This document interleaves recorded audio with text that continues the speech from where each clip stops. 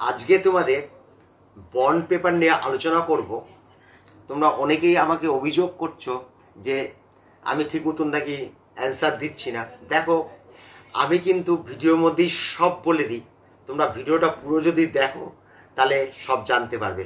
বেশিরভাগ কলেজ পাওয়ার চাহিদাটাই ছাত্রদের বেশি, যে কোন কলেজটা পাবো। দেখো, আমি 8 মাস আগেই 4টা করে দিয়েছি। অন্তত 15 দিন 20 দিন পর পর আমি 4টা দিয়ে দিই। লাস্ট বছরে কোন র্যাঙ্কে কোন কলেজ পেয়েছিল সেটা দেওয়া।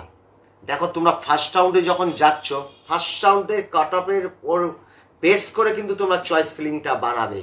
থার্ড রাউন্ডে চয়েস ফিলিংটা করবে না, কেন তুমি ফার্স্ট রাউন্ডে ভর্তি হতে যাচ্ছ। সেকেন্ড থার্ডে একটু একটু করে কমে সেটাকে দিয়ে দিয়ে যদি করো তাহলে তোমার কিন্তু ভুল হয়ে যাবে। আজকে ভিডিওর শেষে ওই 4টা হয়তো আমি একবার দিয়ে দেবো, কে কোন কলেজটা পাবে বা তোমাদের চয়েস করতে সুবিধা হবে, বা বলতে পারো কে কোন র্যাঙ্কে কোন কোন কলেজগুলো পাওয়ার উজ্জ্বল সম্ভাবনা আছে। আমি সকলেরই কমেন্ট পড়ি, আমি ভিডিওর মধ্যে দিয়ে উত্তরটা দিই, যাতে সকল ছাত্র বা ছাত্রী যেন এর থেকে উপকৃত হতে পারে। আমার সমস্ত ভিডিও যদি তুমি আর দেখো তাহলে সব কিছুই পেয়ে যাবে। আর একটা কথা বলছি, আমি ভিডিওর মধ্যে হেডলাইন যাই থাকুক না কেন, ছোট ছোট খবরগুলো যে কোনো ভিডিওর মধ্যে থাকতে পারে। যাই হোক, আজকে বন্ড পেপার নিয়ে আলোচনা করতে বসেছি।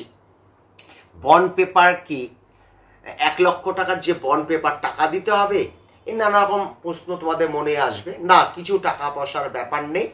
এই বন্ড পেপার বানাতে যে 300 মতন খরচ হয় সেটাই। সরকারি মেডিকেল কলেজে বন্ড পেপার এক, আর প্রাইভেটে বন্ড পেপার আলাদা। দুটো দুরকম বন্ড পেপার। আজকে সরকারিটাই একটু আলোচনা করছি, পারলে হয়তো দেখি সেমি গভর্নমেন্টেরটা বলে দিচ্ছি।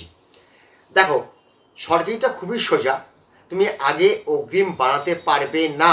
দুটি কারণে তুমি আটকে যাবে। তুমি কোন কলেজের নামে বন্ড পেপার বানাবে সেই কলেজের নামটাই জানো না। তুমি জানতে পারবে ভর্তি হওয়া 3 থেকে 4 দিন আগে, এবং ফরম্যাটটা যেটা বেরোবে সেইটার মধ্যে দিয়েই তোমাকে করতে হবে। পুরনো বছরে চলবে না। পুরনো বছর নিয়ে তুমি লাভ কি? তুমি তো কলেজের নামই এখনই জানো না। যাই হোক, প্রথমে তোমাকে কলেজ, তোমার নামটা অ্যালোড হলো, তাহলে তুমি একটা যে কোনো কলেজ তুমি পেয়েছো। সরকারির কথা বলছি, প্রাইভেটে কিন্তু ওটা আলাদা বন্ড পেপারটা। যে XY যেটা পেলে কোনো ব্যাপার নেই।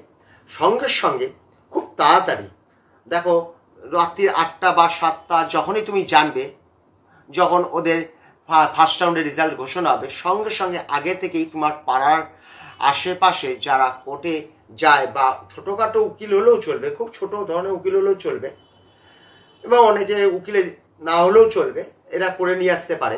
এদের সঙ্গে সঙ্গেই ফোন করবে বা আগে থেকে যোগাযোগ করে রেখে দেবে। একটা 100 টাকার স্ট্যাম্প পেপারের মধ্যে X বা Y যে কলেজটার নাম উঠেছে সেই কলেজের নামে একটা 1 লক্ষ টাকার বন্ড পেপার করতে হবে।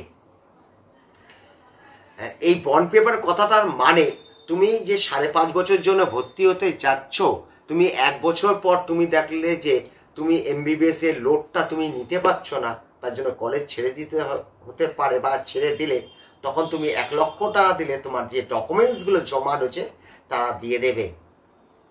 বা কোনো কারণে তুমি MBBS পড়তে চাচ্ছ না, ভর্তি হয়ে গেছো, সময়টা পার হয়ে গেছে, 3rd রাউন্ড 4th রাউন্ড হয়ে গেছে, তখন সিট স্যালেন্ডার করলেও তোমাকে ওই টাকাটা দিতে হবে।